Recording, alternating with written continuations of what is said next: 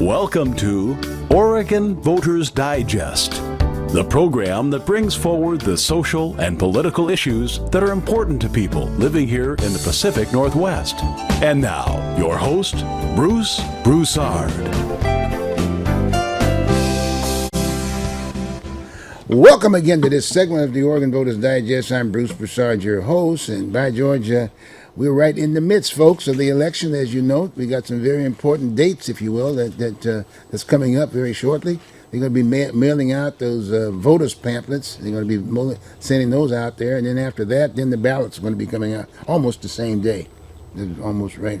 I think those dates. But anyway, I'll come up with those dates a little later. But it's a very critical time aspect of it. So here we are again, and we're right in some key points about the about the election at this point in time. Here in the Portland metropolitan area, as you know, we've got our issues. We got some major issues that the voters are very, very concerned about, and all of us, and it's very costly too. So I thought what I'd do this time around, I was going to go on and we're going to talk about those issues, and naturally some of the key components is public safety, and the whole issue of the officers that are basically dealing with the laws and this, that, and the other that impacts, if you will, some of the issues that we're talking about. So today, what I have with me, I have a candidate running for sheriff of Multnomah County, Derek Peterson. He's here with us today, and then we're going to have another mystery guest, but he's going to be here too. We got the sheriff of Vancouver, Washington. And as you know, just to the north of Portland, my point is that there's the state of Washington, but Vancouver is almost synonymously with Portland. And a lot of times the entree back and forth with the homeless and things of that nature, folks of that nature, and all the crime and this, that, and the other, kind of like right there. And so it's going to be unique and neat to talk about that issue. It's a concern. And so we're going to be talking to two people that are going to be running for sheriff from those two locations. And I think we're going to have quite an interview. Welcome, Derek.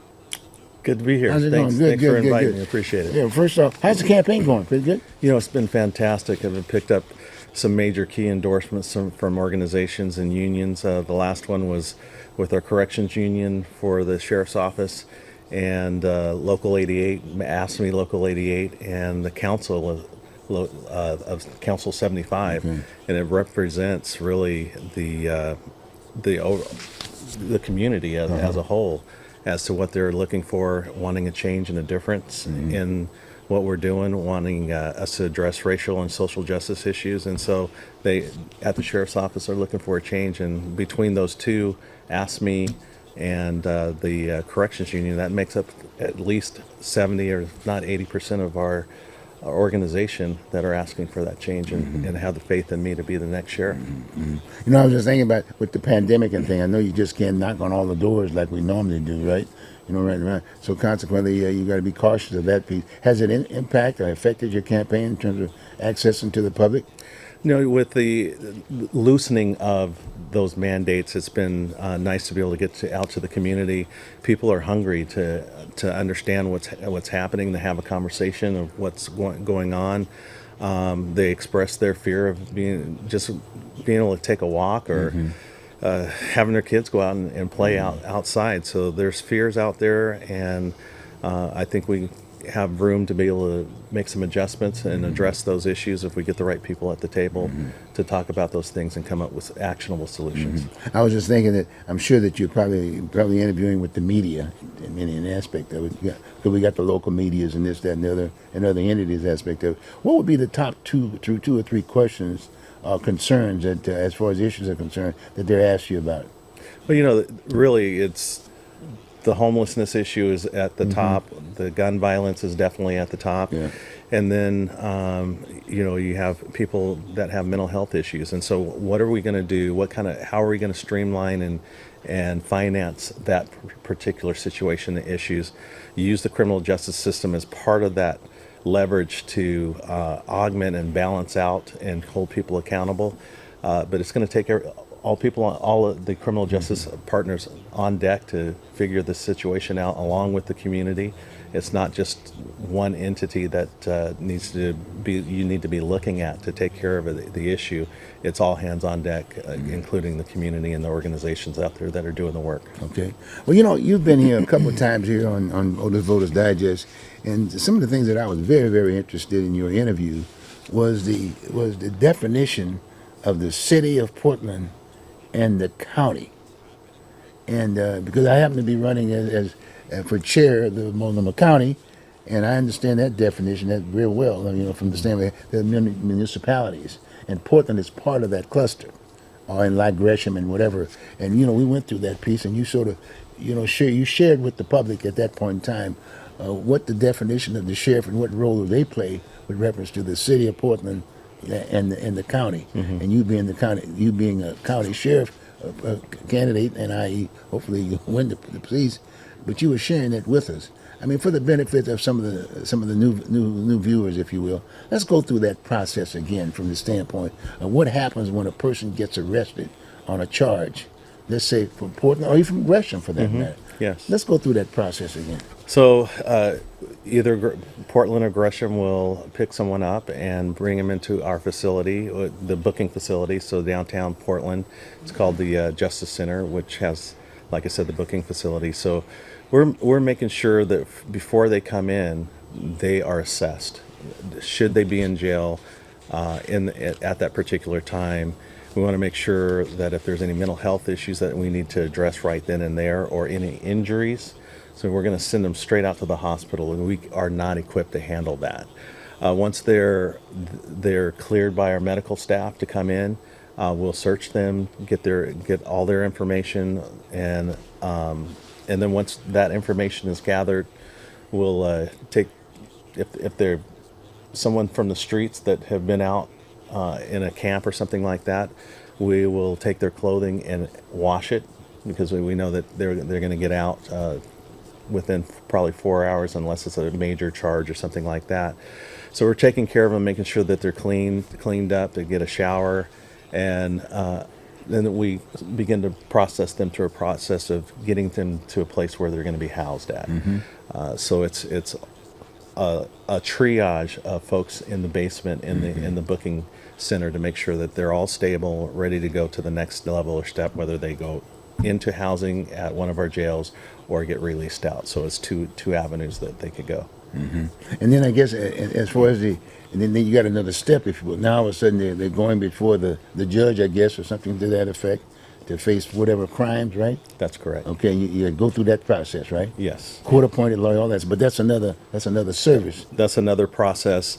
So if we're going to keep them to be arraigned, if that's an arraignment situation, so either they get released on their own recognizances that they promise they're going to appear in court in the next day or two to be arraigned, and or if the charge is serious enough, we'll keep them in until they see the judge. And You guys monitor that situation from the standpoint if they're released on bond, or you're still part and parcel.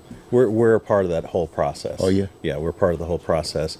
Of course, there's different entities within Multnomah County that picks up situations or issues, whether they can be released out not only on their own recognizance, but they can also be released out under a supervision of some sort. And we have what we call close street supervision, where they're released and monitored in the community. And so there's other release mechanisms out there to make sure that our citizens are safe. Okay. Now I might add at the same time, as far as your area of responsibility, I mean, what comes up right off the bat is Portland for sure, got me, and then Gresham, right? Gresham, they have their own police force, right? Got me. So Gresham has their own police force. For the sheriff's office, we patrol all unincorporated areas. Okay. And then like Troutdale maybe, or something like that? Out going towards Corbett, and then all the way over to Savi's Island. Oh, so really? That's our patrol area. But then we also contract out with cities like Fairview, Troutdale, Maywood, Wood Village. Wow. So we'll contract out and make sure that we're providing police services for them. I see. Yeah. And do you interact with let's say the the Gresham folks, police force, and or the Portland force. There's something like getting together if you got issues that are within the county Well, the boundaries. jurisdictional ties, it all kind It of all comes kinda- together is that to an right? extent. So we try and keep within our jurisdictions to make sure that we're dealing with things correctly. But a lot of things cross over for sure. And so we have to have good relationships with our police partners, not only within the county, but across the metropolitan area and other counties as well. Now, right now, the sheriff, well, Mike Reeves, who basically was very instrumental in getting it to the point where the sheriff was elected, if you will, by the public as a whole, right? Because initially they were under the commissioners, right, or the chair, so to speak. Am I right on that particular line? I'm not sure what years ago what transpired as far as someone being elected versus Right, someone right. being appointed. But right, at right. some point, elections came about. And So let's yeah. get okay. That may need somewhat of a different aspect of it. The reason I'm being is that because of these issues that we've been having here within the metropolitan area, so to speak, and a lot of the emphasis has been on the Portland, kind of like a Portland situation. Looks like everything is directed to the Portland area. But they also, every so often you'd hear a thing like, well, look like the county and the city is supposed to be working together. Sometimes people are thinking about merging them to both or something like that. And there's a lot of confusion in terms of the relationship between Portland and the county. And that's what I'm kind of getting to, so to Okay, speak. yeah. I'm trying to get to that piece. Yeah. So what about that relationship? Did you have an opportunity to look at what that relationship thing's all about? But now you're running for sheriff and you're going to be there. Are you going to be basically trying to develop more of a relationship with Portland area only? Or are you going to be, I don't know what that is. Just Yeah, talk you talk just- about yeah, it. Share us about it. You can't not be in the same area and not have a relationship. Right, okay. And that's the problem with our governments and the from whether it's Gresham to Portland to Multnomah County. Too many of us are siloed and not talking to each other, and so it's important in these days that we begin to have that dialogue and come out of our silos to address the issues, because we talk about jurisdictional boundaries. There is no jurisdictional boundaries for crime and where it goes from one place to another. And so if we're not cooperating with each other, sharing information, then we're having major issues. So for the sheriff, as the top law enforcement officer in the county, I think it's important for that person, and I'm hoping it's me, to be able to reach out to our city partners and from Portland Police as well as Gresham to solidify relationships, share information, and find efficiencies within the system and do the job for our citizens. Well, obviously, I mean, Portland Police, they don't have the jail. Do they have their own jail? I mean, maybe I'm missing it. You're right. So a big portion of the sheriff's office is the jail. So I believe the sheriff's office runs, well, it's 70% of the operations of Okay, the okay, sheriff's office, okay. pretty close to that. And that's for the entire area. That's all for all the entities all that of you Multnomah County. All of Multnomah County. All of the outside. You've got the only jail in town. Only jail in town, yeah. Okay. Yeah. Okay. So Well, what happened to you guys when Wapato came to the table? I mean, there it was. It was sitting there. I mean, there were beds there. I mean, it was well equipped, if you will, and I'm doing a kind of a rush thing on this piece aspect Yeah. of it. But the whole idea is that I can remember when I was very much involved. It looked like everything was at the county, for the Wapato piece, but they had that building. You got me? And we were having that discussion, and then every so often you might hear something about if you run short of beds from the police from the jailer standpoint, you either rent some beds elsewhere, this, that, and the other. I mean, I was getting, I don't know, can you hear where I'm kind of coming from? yeah, Wapato was a very interesting situation where you had a lot of political wheels going on at the same time. We were when that was being built, our population, our adults in custody, those populations were growing at that particular time. And at a certain point, we started seeing budget cuts.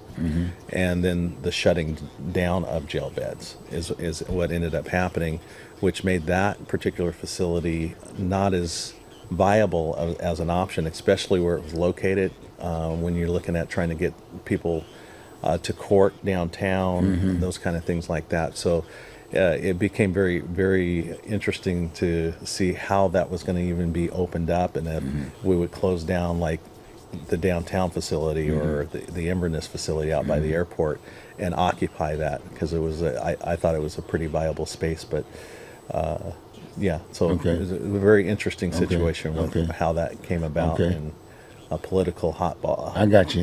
Football as far But as then the discussion came up with the mental health aspect of it. You see what I'm saying? Because, the people on the street, then we got caught up in this 2 years or so aspect of it, of folks on the street and this, that, the other, and not having a place, if you will, from a mental health standpoint, where folks could be housed at. Yeah. Right? You got me?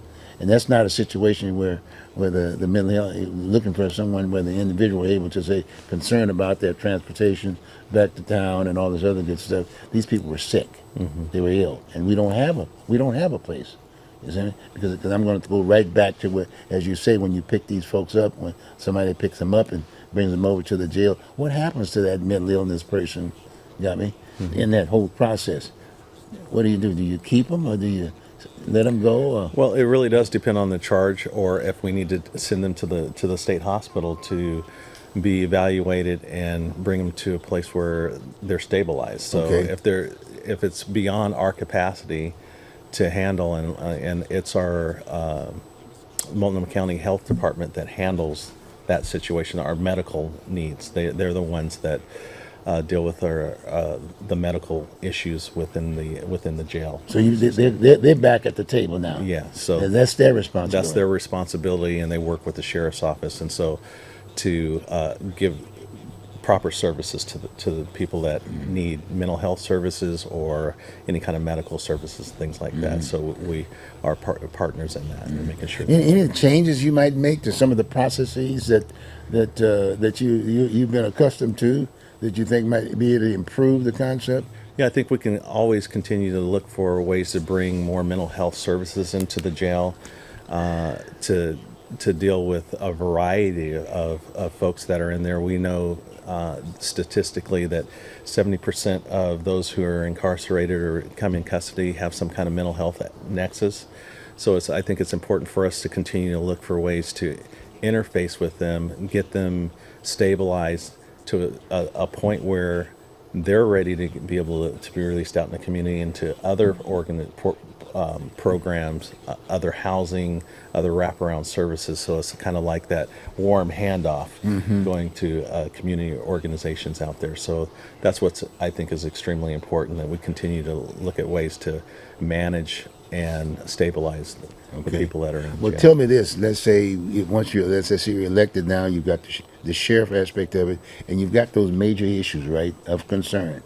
What of those major issues that you feel the sheriff will be basically responsible for, or get involved? Or are you going to be basically doing maybe, let's say you got maybe 4 or 5 issues, are you going to just pick and choose, or are you just going to be a part and parcel of them? I don't think you can piecemeal that one out. Right. Because it's all encompassing to me. If you have someone with a mental health issue, often they may be homeless as well, or homeless with a mental health issue. So there's a nexus that ends up happening with that. So we can't just pick and choose what it's going to look like at that point in time. So we need to be involved. We have our officers that are the Hope Team, which is a outer face deputies that deal with the homeless out there, and they do a fantastic job of doing that. And then when those folks are brought into the facility, we also have a mental health team that's multi-leveled, where it's a sergeant, a couple of officers, deputies or officers, counselors, psychologists, nurses, and we bring that component, that service around them, a wraparound service to look at how to stabilize them, and actually have independent plans for each one of those to go through a process. So I'm proud of what we do on a daily basis to stabilize those. Sounds good. Well, look like we've got Vancouver has just come into the house, and we're going to bring him right on in. Come on in, Ray. Bring your chair with you. Yeah, just come on in here and bring a chair with you. Come around this way. There you go. All right, get on this. Come on this way, Rick. No, go this. Get over here. Get over there. You want me to come this Yeah, way? you go. Yeah, come on this way. Yeah, good. We'll fit you in. You're gonna come on in there. We're gonna get you. He's sitting in. Let's see. We okay there? Maybe they'll come in there real quick. Like, there we go. Yeah, he's got us. He's got us all in now. Right. Welcome, Way. How you doing? I'm doing fantastic. Good, Thank good. you. We just happen to have another candidate here. This guy's running for sheriff of Vancouver, Washington. And as you know, we've got definitely a relationship in this particular area here in the Pacific Northwest. I mean, a lot of times it's known as Vanport. That's correct. A lot of people don't understand it. It's Vanport, Vancouver, and Portland. You know what I mean? Mm-hmm. And so we thought maybe it would be interesting to have this particular candidate. This guy's running for sheriff, and kind of get a better feel in terms of how these folks are working together, because that not necessarily do-gooder, the none-gooder, that person is having the problem or whatever, they can just go right across the bridge, you know what I'm saying? That's correct. You know, back and forth, and there's no controlling element there at all, you know what I mean? And there's a lot of issues, similar issues aspect of it, but they handle their folks one way, and then we got folks on this one. So I just wanted to kind of have them on and just maybe talk a little bit about some commonality aspect of it, because I think that could be part of the solution. Well, you're absolutely right, Bruce. One of the things that is so exciting about what's happening right now, especially as we had the opportunity to work with the soon-to-be sheriff of Multnomah County, is that we're going to be having a partnership. And see, that's what has been missing a lot in what's going on, is that we're not partnering to help stop crime. We know that a lot of our the criminals and the ones, they don't have any boundaries in their mind. What the crimes they commit could be committed down here in Portland area and Multnomah County, and then they come up to Vancouver. We know some of some of our worst gangsters that actually were doing a lot of the shooting down here in Vancouver, in Portland, actually live in Vancouver. And so it behooves us to stand together, to work together in a partnership that we can put an end to this. I think the exciting thing is that when we do work together, the public is a lot safer, and that's the big thing right now, because of the incredible increase in crime, because of what some of the different laws that have been passed in Washington and also here in Oregon that have limited our officers to the extent that it doesn't keep our community safe. So we've got to be innovative. And innovation has to do with coming up with working together, developing maybe partnerships, even to the point of developing task forces that will be able to help address specific issues. Who knows, we can probably start really targeting a lot of these thefts of cars that are going on, or the F-250s and 150s that are being taken. Right. I think it behooves us to work together, and that's what I'm looking forward to doing. Good. Once we have a really solid with Sheriff Peterson, gets elected, and myself, I believe we can do some really good work. Okay, in fact, in all due respect, why don't you spend a couple of minutes and share with the viewing public the fact that you are sheriff over there, Well, and your background, and how long you've been. Well, let me make a little bit of correction. Right now, I am a Vancouver police officer. You're a police I'm officer. a police officer. Okay. I'm with the Vancouver Police Department. Okay. But again, that's just not who I am. I'm a police officer out of Vancouver. It has nothing to do with me being. I have to make a little statement here. Whatever I say, the opinions that I make right now are mine and mine alone, and have nothing to do with the Vancouver Police Department. So I got to do that little disclaimer to make sure we understand. But for certain, I've been a Vancouver police officer for about 25 years now. Here? Nope, right here in Vancouver, at Really? Vancouver. Vancouver. Yeah. 25 years. 25 years. Wow. But prior to that, for 13 years, I was the game warden for the Southwest Washington.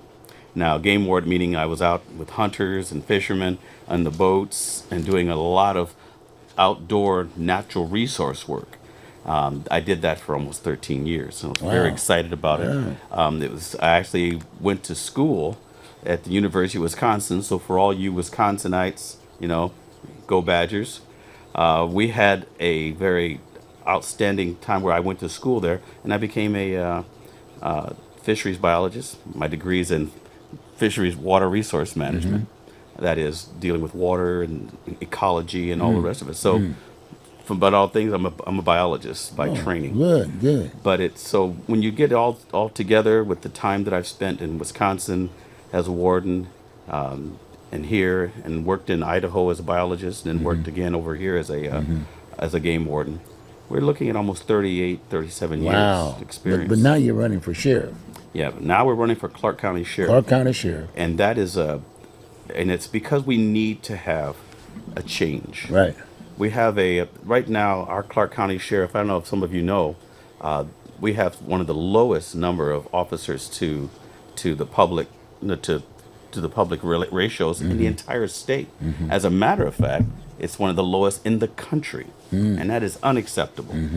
We've had this going on for now on 20 years, and it should not have been this way. Especially now, Bruce, especially now, when we look at Clark County, one of the fastest growing counties in the country. It is, in some places, we have almost a 15% growth rate. Outrageous growth. We're now the number 2 county in the state of Washington. The only larger county is King County, but yet we have the absolute lowest number of officers per citizen. That is a recipe for disaster. Wow. And we simply can't continue it. We can't close our eyes to it. We can't say that it's time, we need to talk about it more.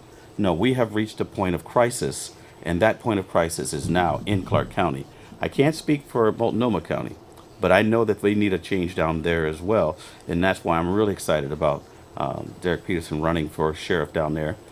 Again, we need some fresh thinking. We need some ideas that are out of the box thinking, and that hasn't been happening. Well, in all due respect, that's another reason why I've got the two of you on here. You know, when Derek basically came to me, we chatted about this whole Yes. piece, and the fact of the matter is, you guys were going to have some tough time trying to get recruitment and things of that nature, trying to get bodies and whatever. But the idea that both counties are working together, so indirectly you've increased your force indirectly.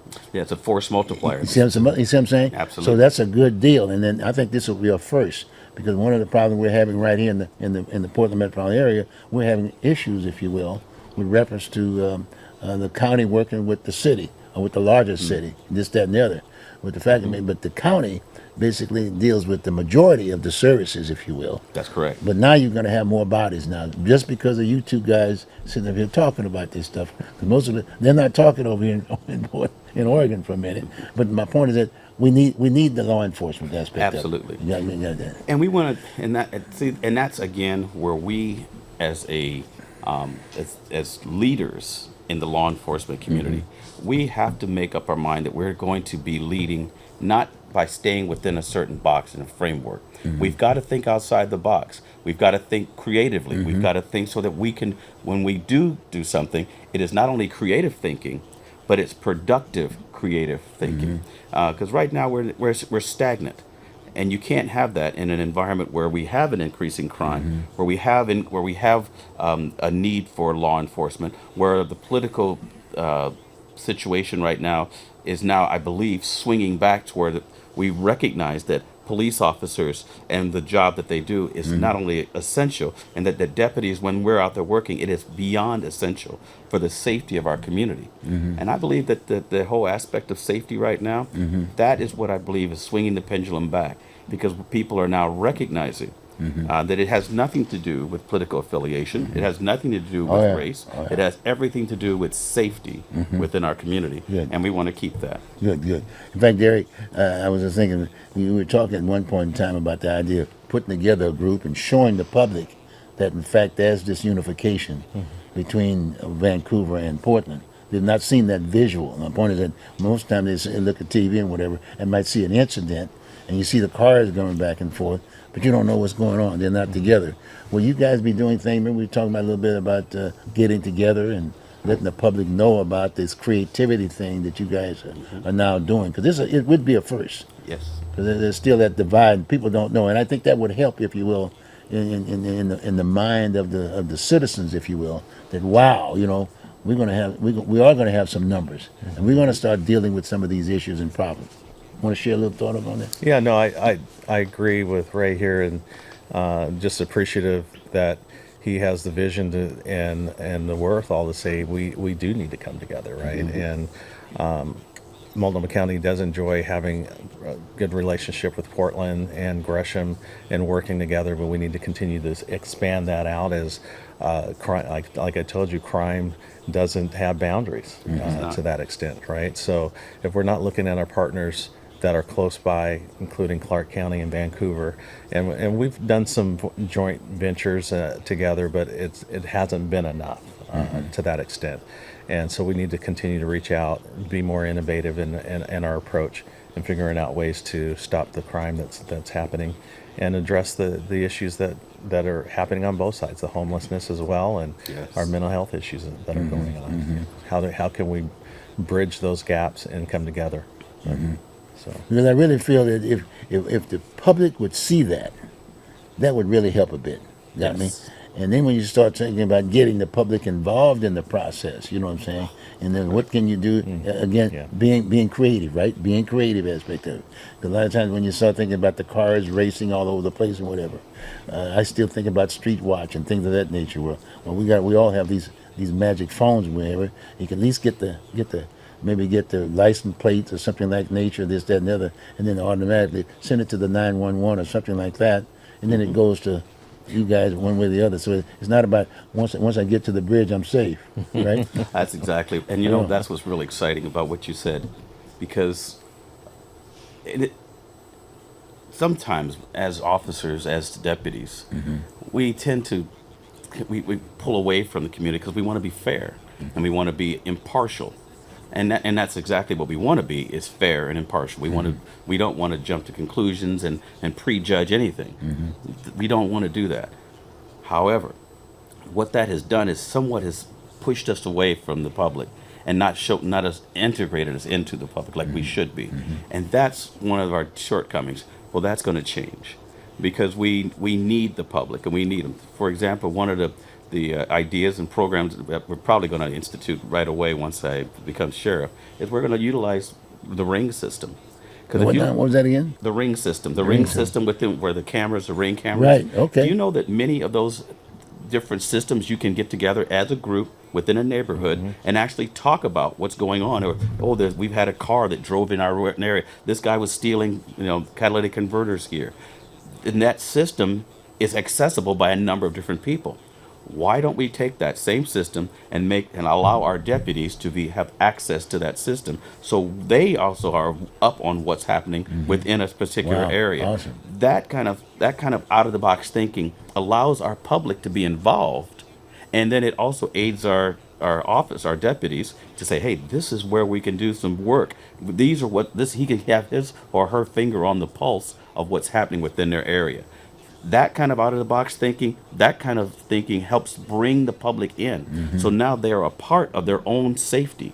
And that's what hasn't been happening, is people have depended so much on the sheriff's office to actually keep them safe. Well, that's what we do. That's what officers do. We do keep people safe. But the problem is we need to integrate the public directly into right, managing their right, own safety right. and looking at how they can be a part of the solution to this problem. And it goes all, and it doesn't just have to stop with just looking at ring systems. Developing a neighborhood watch program, right. Utilizing skills of a lot of older people that are retired. Exactly. We can utilize their skills Yeah, just big because time. they've aged. Yeah. They've gotten old. I mean, I don't age. It's obviously it's clear, right. but we certainly want to utilize any of the Right. people in the area to Exactly. make things easier. And a neighborhood watch program, Yes. again, integrated into the sheriff's department. That is, are we going to be using them as deputies? No, of course not. But we are going to be using their eyes and their abilities, and with the right amount of training, which we can give them, they can become a major asset. In a couple of programs I'm familiar with, they actually use a vehicle that reads the license plates. And some of our volunteers have located more stolen cars than deputies and officers. It's really amazing. I guess what I'm getting at, and I want the public to understand, is that the way of doing patrol, the way of doing police work must change into the 21st century. We absolutely have to change for the better of our citizens to keep them safe. And as we continue to change and move and integrate in, I believe the safety of our community not only comes out, but it helps us to mature as an agency and leadership that we can actually start solving some problems in this area, especially the one with homelessness. You want to? I just agree, and it's, to me, my terminology is being proactive versus reactive. There it is. And that's the major component and of where we're at right now. We're always reacting, and if we're not engaging the public on a level that involves them, you see what we've gotten to. So it's going to be extremely important that we engage the public. It shouldn't be the public coming to us, Right. We need to go out and do some handshaking and bring them together to that extent where we're marching together on one page, and there's a clear understanding what they can do to assist, because we don't want them to get hurt or harmed. How can they assist the police system as a whole to make sure that our communities are safer, are places where they want to live, where people want to come and go picnicking and do those kind of things without having to look over their shoulders. So I think it's very important that we start to make that a priority for us, ourselves. You know, I might add that along this line, I've been wearing two hats naturally of late because I am running for county chair. Ah. And again, I'm right into that midst of creativity because that's what I do. That's the lane I'm into. It's a communication aspect of it. And like you were saying, we need to communicate more. Yes. If we're going to deal with this issue, because those individuals out there are human beings. They know right and wrong. It's Yes, just they that, and the system is here. It's just that now we need to implement. So that's why I'm sort of excited about being a part of the process that we do. This is the first, so to speak, because we're just sort of setting the table aspect of it, and the voting public has an opportunity, and I want the voting public to see what's happening here. So it's not just a voting. It's not just a pamphlet. You know what I mean? Or the quote, you're seeing folks running for office aspect of it. You need to talk about what's sitting down there, what are the concerns, and how they're going to solve the problems, if you will. right. And that's a very important thing. And I reach out, and even everybody that's running for office, as far as I'm concerned, you know, love to have them all on, for that matter. You got my point? But we got to really get down to the issues. It's about the issues. Yes. Issues. And so, so this is kind of a neat. I'm glad that you guys are doing what you're doing and throwing it out to the table of the public, and hopefully that the voting public will see this from the standpoint and start asking some questions, not just basically signing off because a person either this way or this, that, and the other, but no, dealing with the issues and staying within that particular lane. Bruce, you can't get any more specific. That is exactly what we have to do, and it is what has been missing in politics and overall, that we are not being issue related. Right. We have to do, but just not only that.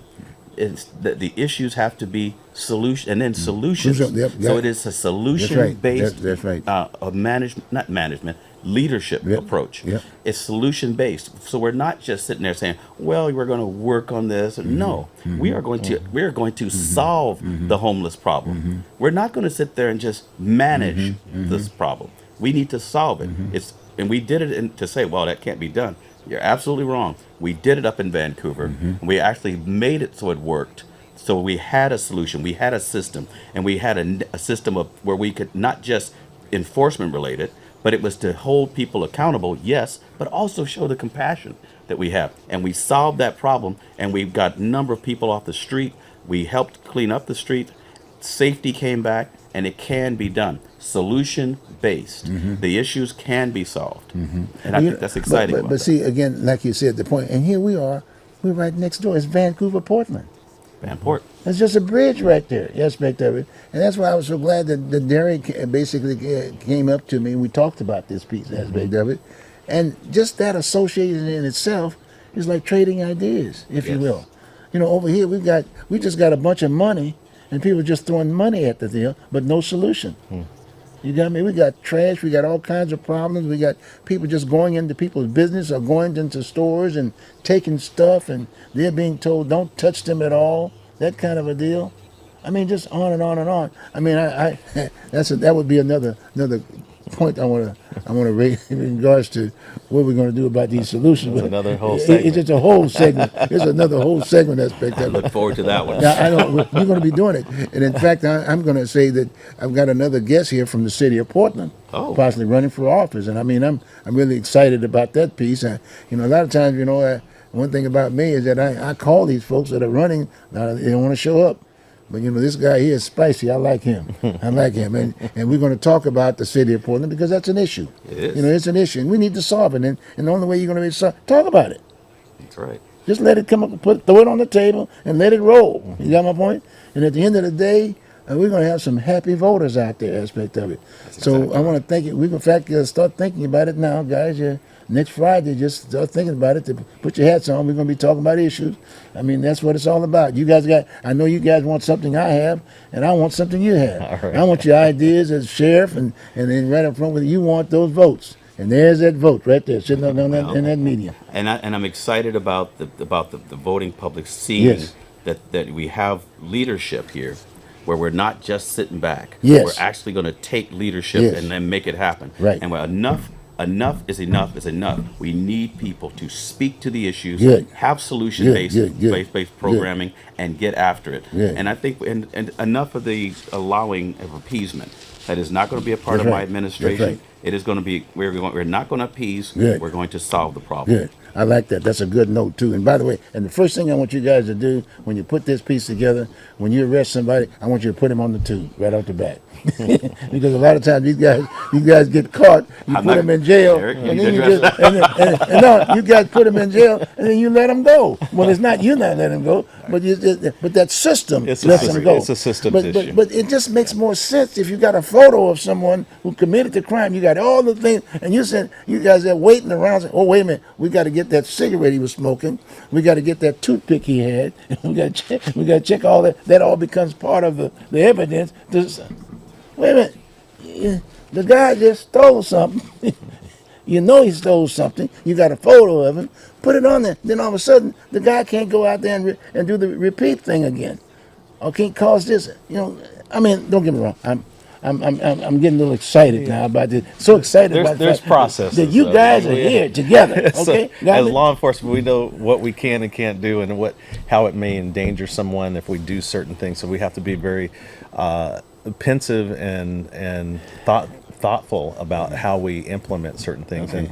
And if we're not involving the community as well, that's another major issue. We've left the Well, I'm a senior citizen now. I'm not thoughtful anymore. All right. Okay. This guy's already told me We'll help you out. Yeah, this guy told me that he's got the fishing holes. He knows where all the fishing holes are, Yes, and I want I to go do. to that fishing hole. See what I'm saying? I can't go to fishing hole right now because I can't leave my house. Yeah.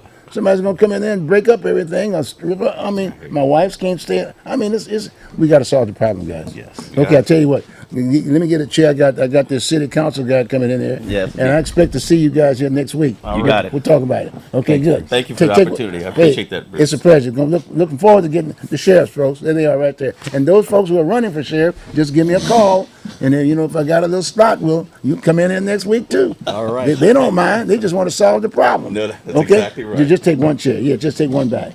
Good enough. There Thank you you, go. Bruce. Go around the other way there. Go around. There you go. This way? Yeah, you can go this way. You guys can go this way. Go this way. Okay, good. Joseph, come on in here. This is community television, folks. Come on in, Joe. We'll get you real quick, right? We got another good 15 minutes. I want to make sure we get Joseph in here, and Joseph Wiscombe. Joseph is running for city commissioner here in Portland, and he's running against one of our favorite people. Oh boy, isn't that the truth? Joanne Hardesty. And she's a very spicy person. I mean, I'm not trying to be negative, but right in front with you, hey, she communicates. And she really does gets out communicate. there. She gets out there. Sometimes people will question some of the things that she's getting involved with, or personal, whatever. But the fact of the matter is, we got issues. Yes, we do. We got issues. And at the that's why I'm doing what I'm doing. Good. I want to answer those issues. Introduce yourself, Joseph. By the way, my name's Joseph Whitcomb. Right. I've lived in Portland all my life. Right. I'm running now for City Council Position 3 against Okay. Joanne Hardesty, like you Right. said. And I work down on Swan Island for a truck manufacturing company. I'm in the materials audit group. I've been with this company 25 years. I've been in my field for 35 years. I was fortunate early in life to get into some managerial experience, so that was a blessing, which kind of prepares me for what I'm doing now. Interesting. I have a degree in criminal justice, so I'm partial to the police department. I'm really looking forward to working with them and increasing them. Like your last two visitors had stated, that both the sheriffs, we need improvement, and we start with our law enforcement officers. I don't know, did you know that Portland police officers are actually sworn in as peace officers? Peace officers. Peace. Wow. Because what do? Keep the peace. peace, keep the peace, that's And right. then they enforce the laws. So they have, it's important that we let them do their job. If we don't, we're going to have the chaos and the injustice that we face today. Why is there a problem? Why don't they understand? Why doesn't the public understand that? I think it happened when we started removing programs like Meet Your Peace Officers at the community centers, or sending them over to Career your Day. schools, Career Day, exactly. yeah. When I was a child, I loved it. Officers came in, and that's what I wanted to do. That's why I have my degree. I really wanted to be a peace officer. And it's because of my dealings with the peace officers in my teenage years that really got me to respect them. We all aren't perfect. Fortunately, I had some great people. I had a fast car, and I loved to use it. And I heard you talking about the racers. Yes, And I was, back in the day, I was one of those street racers. Okay. So, and I get to hear them now. I hear them around my neighborhood all the time. So, but there has to be a cap. There's got to be a time and a place to where we control these things. I've come into a situation once where I couldn't cross an intersection because the street racers had taken it over. So I pulled up alongside of a police officer who was watching the event. So I asked him, why aren't they doing anything? It's because we don't have the personnel. If you can't have the personnel, Right. how do you complete something that is necessary, like keeping our streets open for everyone to use? So now you had to travel way out of the way to get to your home, per se, and that's where I was heading home. I had to drive an extra 2.5 miles out of my way so I could get home. Wow. And it was just a waste of my time. Wow. Well, tell you what. Now you're running for office. Yes. Okay, and I'm sure you probably, like many other citizens, if you will, and even though they may, perception-wise, when they vote someone in, they're sitting in those chairs. You got me? Yes. And then naturally, and a lot of times voters don't. Well, the resident people who are picking up the tab for that whole piece, a lot of times Correct. they're concerned about it. They don't know what to do, and so normally they look at the i.e. those candidates, et cetera, and i.e. what do we do to solve this particular problem? What did you see in the whole issue of what the city council was all about that got you to say, I'm going to run for this office? Well, for me, it started in 2020 when Wheeler allowed our downtown Portland to be destroyed. It was upsetting. And I can yell at my TV all I want. Zero's going to happen. So in that process, I looked at my wife and I said, I think that I'm going to run for mayor. Of course, now we're past the primaries and we're going into the midterm, so I have to run as a write-in. That makes it really difficult. But that's how I started. And I had some good success. The Portland write-in historically only gets 6% of the write-in vote. So that's not a lot. That's actually really weak. My campaign, or the write-in for 2020, brought down 14%, which equates to 46,500 votes roughly. There was one other write-in. She brought in approximately 6,500 votes, so that we're down to 40. Now, you got to give some votes to Mickey Mouse and his friends, because you got some people who just won't write anybody in or sign off for anyone. So we'll give up 4,000 votes. That leaves me with 37,000 votes for my campaign. I didn't win the race, but I believe that was a win because I got my name out there. Right. People got a chance to know me and yeah. hear about me and learn what I stand for. And I still stand for the same thing. I'm your law and order candidate. Okay. I believe in that. So brings us to today. Over the last year, we've heard about the defunding of our police department Okay. and the cutting them back, and we've watched crime spike. I think at one point we were like I'll tell you what, 400%. we got about 8 minutes. Hit the defunding piece. I'm gonna have you back, but I want to hit something that would resonate with the voters out there. What was your concern about the defunding piece? Well, just where I was going, 400% spike in crime. So what's that say? We need peace officers. I want them. Just as an example, I was out today. I was talking to a lady, and when she got to meet me, she said, "I want to show you something." So she invited me into her backyard, and behind her house is a wooded area. In the wooded area, there is a homeless and used auto lot, I guess you would say, because this is where they're taking cars apart. Didn't know you could do this in the middle of the woods. And they've built a huge structure. And there's cars. You can see the cars to her backyard all over the place, stripped down. We need peace officers to be able to go down there and close that business down because it's totally illegal. And I'm sure that building, why it's up right now, isn't probably built to code. And someone's going to get hurt possibly. So we have a lot of stuff going on. And then it just makes it unsafe for all of our citizens. We need peace officers to have safety, to feel safe. I won't go down any of the bicycle paths in my neighborhood. But you're running against. My point is that when you're running for that particular office, Joanne, Right. Hardesty, why are you running in that one? Well, Joanne's done some stuff that I don't agree with. Okay. Even in her personal That's okay. life. Yeah. And so I don't feel comfortable with having her in there dealing with managing Portland's money and managing these different I just lost my words. The different programs like the police department, the fire department, city transportation. If she can't budget herself, how can she budget these things? Then you take the defunding of the police department where people want, and it's obvious people want. Everyone I've talked to said, let's bring in the police department. Let's build them up. Let's support them. We need them. Look at all this stuff going on. Crime has gone up immensely. Backyard crime.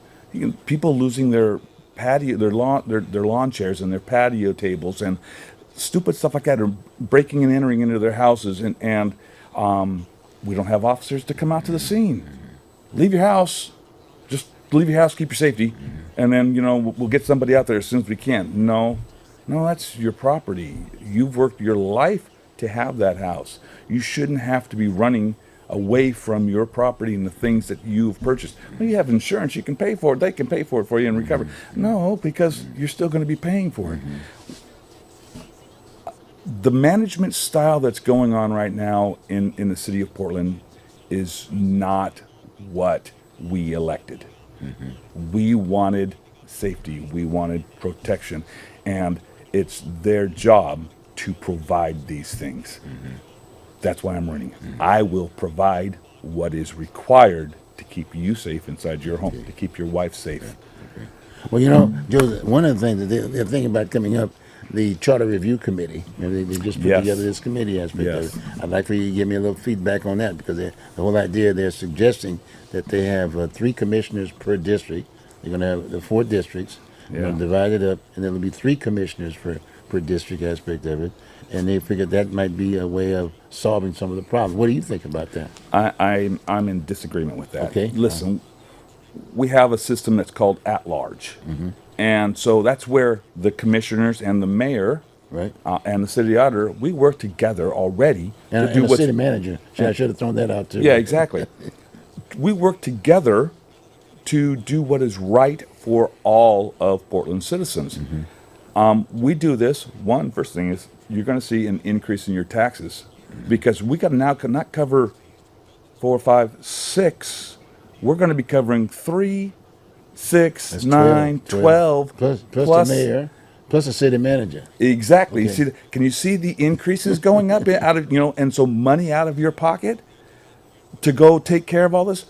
We have a good a good system. We just have the wrong people in there. I'm a blue collar worker. I understand what it means to work week to week, paycheck to paycheck, and survive. You know, let's get someone who has that understanding. Let's get someone who knows that, okay, we have a budget for this program. We need 15% increase because the prices of things have increased. So we can budget for that. That's a lot easier than saying, okay, we're going to throw 2 more into this district, and since we don't have any over here, we're going to put 3 new ones over here. We are going to hurt our citizens over helping them, and that's what we don't need. We don't want to put a burden onto Portland. We want to remove the burdens. And I believe that through